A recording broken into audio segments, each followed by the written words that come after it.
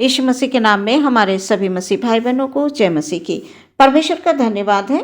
वचन के माध्यम से हर दिन परमेश्वर हमसे बात करते हैं, हमें अवसर देते हैं, अपने निकट बुलाते हैं ताकि हमारे जीवन में शांति हो, हम परमेश्वर की आशीषों से भरपूर रहें। नीति वचन 4 अध्याय 1 पद से 27 पद में हम पढ़ेंगे, परमेश्वर से बात करेंगे। वचन के अनुसार बुद्धि श्रेष्ठ है।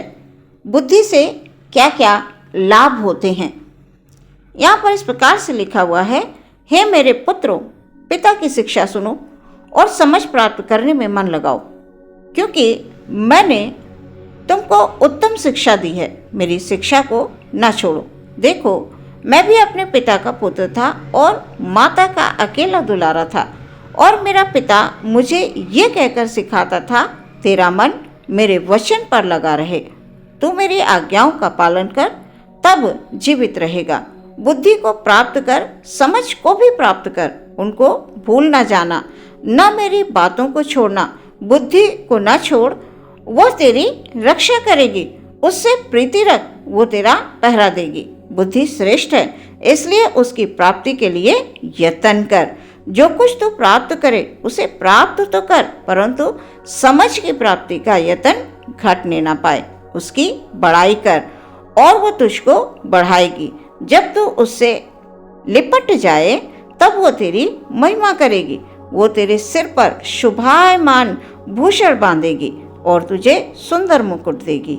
हे मेरे पुत्र, मेरी बातें सुनकर ग्रहण कर, तब तू बहुत वर्ष तक जीवित रहेगा। मैंने तुझे बुद्धि का मार्ग बताया है और सिधाई के पथ पर चलाया है। चलने में तुझे रोक टोक न होगी, और चाहे तू दौड़े तो भी ठोकर ना खाएगा। शिक्षा को पकड़े रहे, उसे छोड़ न दे, उसकी रक्षा कर, क्योंकि वही तेरा जीवन है। दुष्टों की राह में पाँव न रखना और न बुरे लोगों के मार्ग पर चलना। उसे छोड़ दे, उसके पास से भी ना चल, उसके निकट से मुड़कर आगे बढ़ जा, क्योंकि दुष्ट लोग यदि बुराई ना करें तो उनको नींद नहीं आती, और जब तक वे किसी को ठोकर ना खिलाएं तब तक उन्हें नींद नहीं आती। वे तो दुष्टता से कमाई हुई रोटी खाते और उपद्रव के द्वारा पाया हुआ दाख मधु पीते हैं। परंतु धर्मियों की चाल उस चमकती हुई ज्योति के समान है, जिसका प्रकाश दोपहर तक अधिक अधिक बढ़ता रहता है। दुष्टों का मार्ग घोर अंधकार में है, वे नहीं जानते कि वे किससे ठोकर खाते हैं। हे मेरे पुत्र, मेरे वचन ध्यान धर के सुन और अपना कान मेरी बातों पर लगा। इनको अपनी आंखों की ओट न होने दे, वरन अपने मन में धारण कर, क्योंकि जिनको वे प्राप्त हैं वे उनके जीवित रहने का और उनके सारे शरीर के चंगे रहने का कारण है। सबसे अधिक अपने मन की रक्षा कर, क्योंकि जीवन का मूल स्रोत वही है। टेढ़ी बात अपने मुंह से मत बोल, और चालबाजी की बात कहना तुझसे दूर रहे।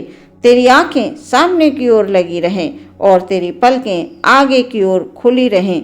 अपने पांव रखने के लिए मार्ग को समतल कर, और तेरे सब मार्ग ठीक रहें। ना तो दाहिनी ओर मुड़ना और ना बाईं ओर। अपने पांव को बुराई के मार्ग पर चलने से हटा ले। परमेश्वर के वचनों के द्वारा परमेश्वर आपको बहुत सारी आशीष दे। आमीन।